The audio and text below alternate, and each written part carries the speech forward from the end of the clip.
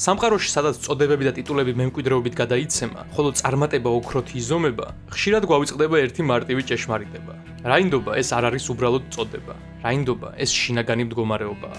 ჩვენ მიჩვეულები ვართ ისტორიებს მეფეებზე, პრინცებსა და ლეგენდარულ მებრძოლებზე, რომელთა სახელებით საუკუნეებს უძლებს.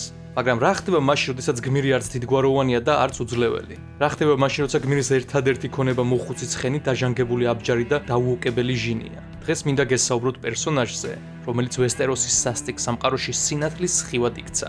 სერ დანკან მაღალი, ადამიანი, რომელმაც დაამტკიცა, რომ ზოგჯერ სიჯიუტე, გულუბრყვილობა და ღირსების გზნობა ყველაფერს გადაგალახინებს. სერ დანკანის ისტორია არიწყება მდიდრული სასახლიდან და ციხესიმაგრიდან. ის ტალახიანი და სისხლიანი ქუჩების შვილია, სადაც გადარჩენა ყოველდღიურ რუტინად იყო აღქმული მისთვის. ამიტომაც, როდესაც დანკანის ამბების საწყისებს ვუყურებთ, შეუძლებელი არ დაგვებადოს კითხვა: რაინდა თუ დაიბადო, თუ შეგიძლია ის გახდე? ეს კითხვა მარტინის სამყაროს ერთ-ერთი უმთავრესი მორალური დილემაა.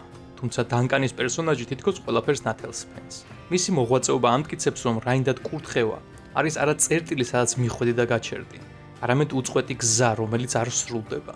ჩვენ ზუსტად არ ვიცით მართლა კურთხა თუ არა დანკი სერ ალანმა რაინდად, მაგრამ ჩვენ ზუსტად ვიცით, რომ დანკი რაინდის ღირსების მატარებელია, რადგან მის ქცევებს ვაკვირდებით, მის ენთუზიაზმს, მის ხედვას, მის მისწრაფებებს.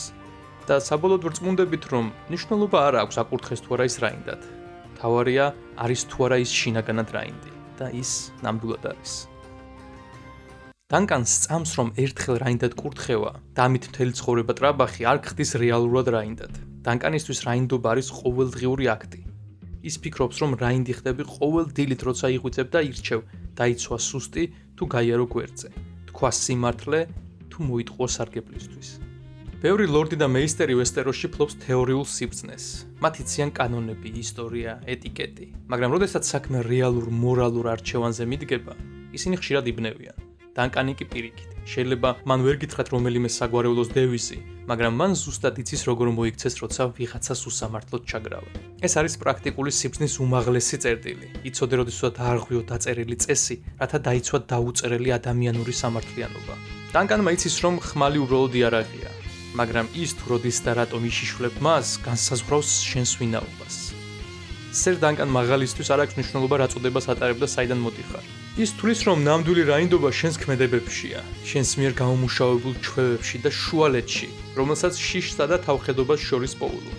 მან სერიალის პირველ სეზონში უკვე დაამტკიცა, რომ ადამიანს შეუძლია გახდეს საკუთარი სულის არქიტექტორი.